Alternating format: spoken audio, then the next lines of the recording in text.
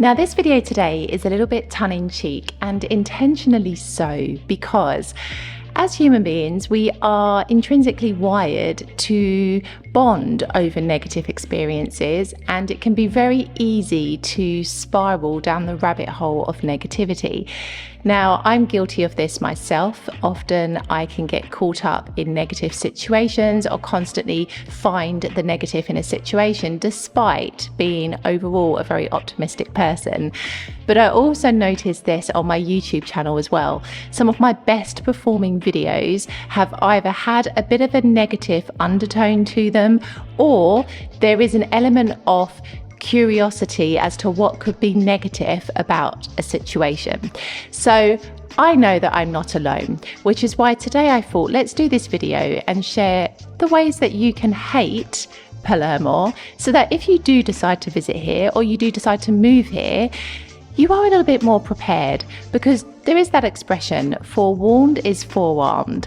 So if you understand that this is life here, I feel that you can maybe turn these situations into more positive ones or reframe them in a different way.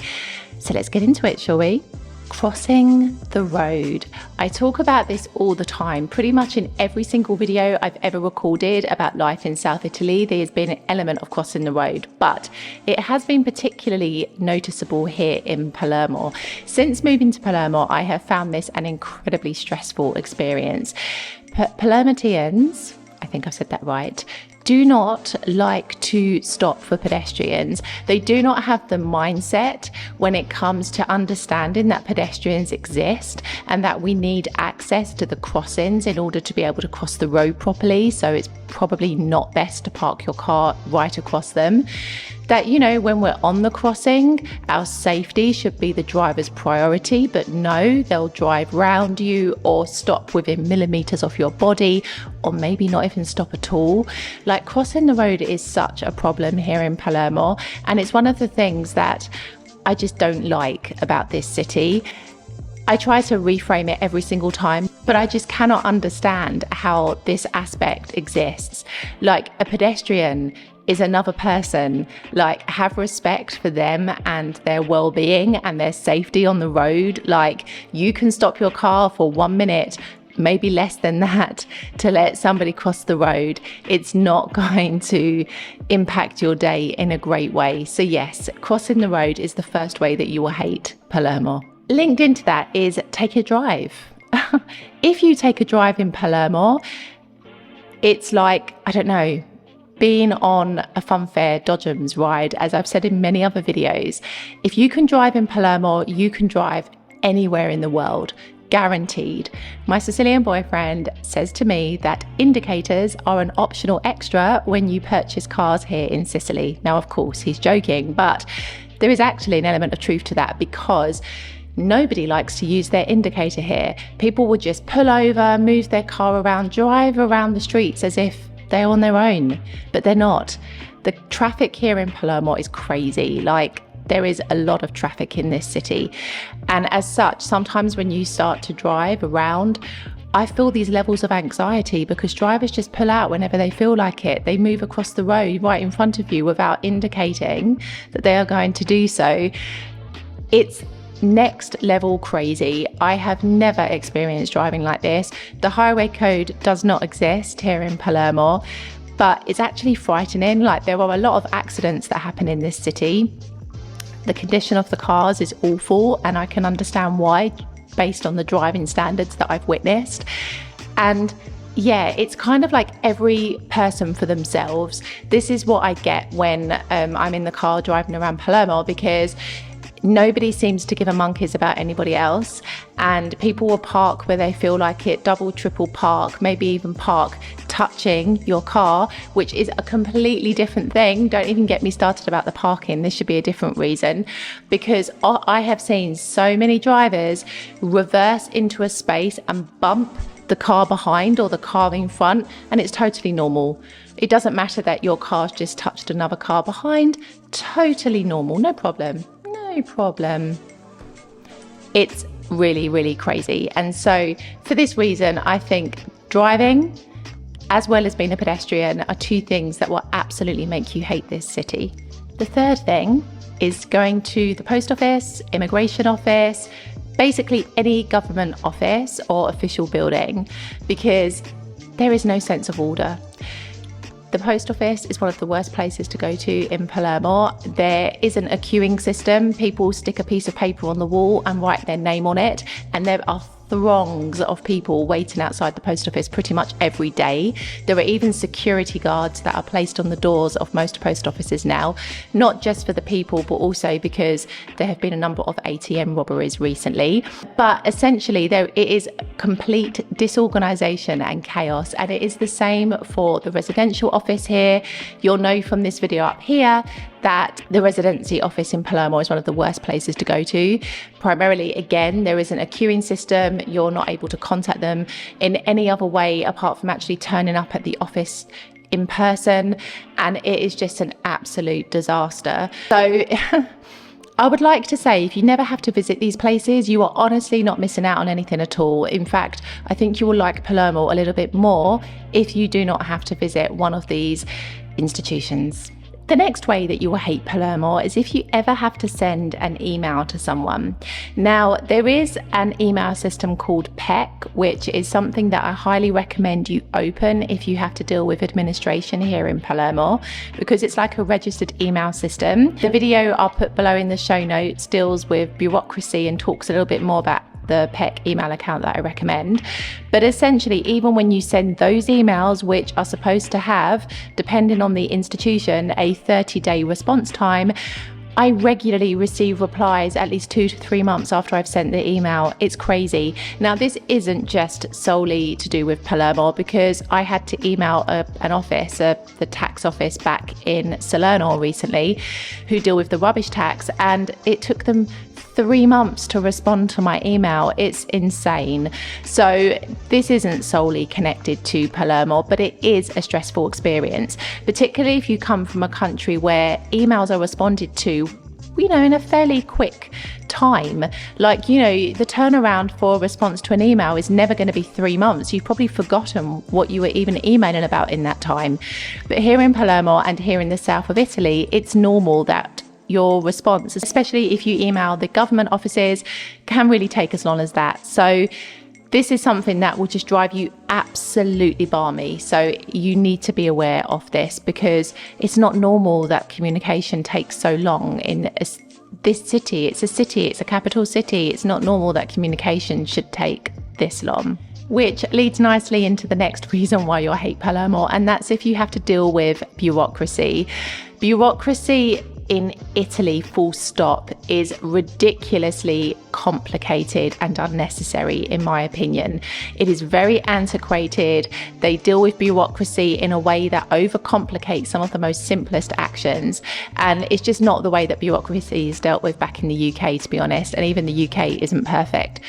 But I will say that in Palermo, it just feels even more complicated. It's like the further south you go, the worse it gets.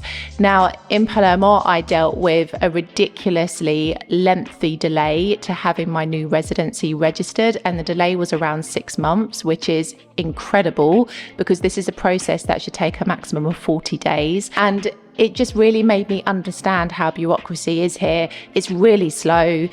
They take their time, proper piano stuff, but it's not easy to deal with bureaucracy here. It's very complicated. If you plan to move to Italy, the first thing you need to do is to make sure that you trust someone who can translate and give you the necessary information that you need to help you with this process, because it is complicated and it will frustrate you, and it will make you question why you moved to Palermo in the first place, guaranteed. Okay, the next reason why you'll hate Palermo is if you get a job here. Controversial, but true. Jobs, generally speaking, in the south of Italy are not very well paid. The pay rate and conditions here in the south of Italy are terrible. In fact, even across Italy, although in the north of Italy pay conditions fare fairly better, but here in the south of Italy, my goodness, the pay rates are terrible. Minimum wage doesn't even really exist here. Pay conditions have stayed the same for many years, except the cost of living continues to increase. So this is where the disparity begins. But It's shocking. The working conditions are very different maybe to what you're used to. Contracts are a bit hit and miss if you're lucky to have one at all. There are many reasons why getting a job here, not just in Palermo, but in the south of Italy, will make you really question whether it's worth it at all. Employers have different expectations of their employees. Often there is the mindset that employees are easily replaceable, and so if you do not like a particular aspect of your working condition, they can easily find somebody else who will accept the crumbs. But yes, this is life here in Palermo. There is definitely a need for survival. People accept shitty pay, excuse the language, shitty conditions, because they need to pay their bills, they need to support their family. And because we have this mindset here, the cycle continues and continues and continues, and it's so wrong. And I can never see it changing because people are so ingrained into this way of life that I can never see somebody standing up and going, but hold on, why do I work for pittance? Why does my employer make all this money yet they pay us pittance? It's a problem, and it affects all different sectors. And so I think if you have to get a job here, you will really question your love for this city and for the country as a whole, because it's not an easy experience. Go for a walk. This is a great way for you to start to hate Palermo, because you will see the lack of love and attention that is given to this city. Now, if you are in the main centre of Palermo itself, Quattro Canti, Via Maqueda, all of those tourist hotspots, shall we say, you may not notice this as much because generally speaking, that is where the cleaning services actually work. However, if you leave the main centre of Palermo and start to explore the surrounding neighbourhoods where the locals live, that is when you will see a very, very, very different side to Palermo indeed. Rubbish everywhere, weeds as high as your waist, holes in the pavement and in the road, pavements which are rising up because the roots of the trees are pushing the pavement slabs out of the ground. Yeah, it's really, really shocking that, and consider that people pay taxes to the comune, to the local council here to maintain the streets. So where does the money go?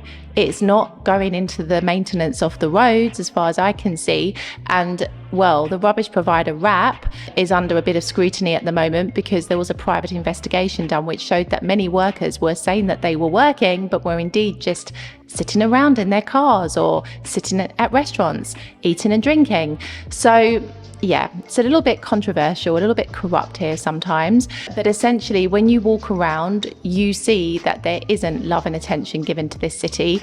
And I really don't understand why. Palermo is an incredibly beautiful city, but it just doesn't realise it. It lets itself down. It basically destroys itself.